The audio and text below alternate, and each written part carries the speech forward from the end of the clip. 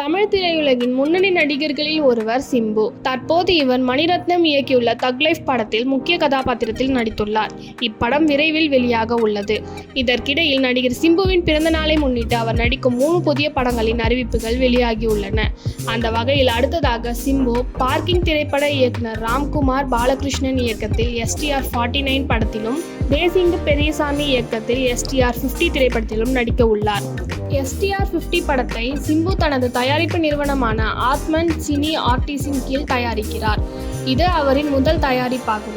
இது ஆரம்பத்தில் கமல்ஹாசனின் ராஜ்கமல் பிலிம்ஸ் இன்டர்நேஷனலுடன் இணைந்து அறிவிக்கப்பட்டது.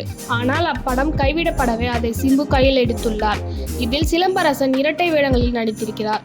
ஆனால் இப்படத்தில் அவர் ஒரு திருநங்கை வேடத்தில், அதுவும் ஒரு நெகட்டிவ் கதாபாத்திரத்தில் நடிப்பதாக தற்போது உறுதிப்படுத்தியுள்ளார். இசையமைப்பாளர் யுவன் சங்கர் ராஜாவுடன் மீண்டும் இப்படத்தில் இணைந்துள்ளார். தயாரிப்பாளராக மாறியது குறித்து சிம்பு கூறுகையில், நானே தயாரிப்பது சிறந்தது என்று நான் நினைக்கிறேன். நாம் கற்பனை செய்யும் மாதிரியான சினிமாவை சமரசம் இல்லாமல் என்னால் உருவாக்க முடியும் என்றார்.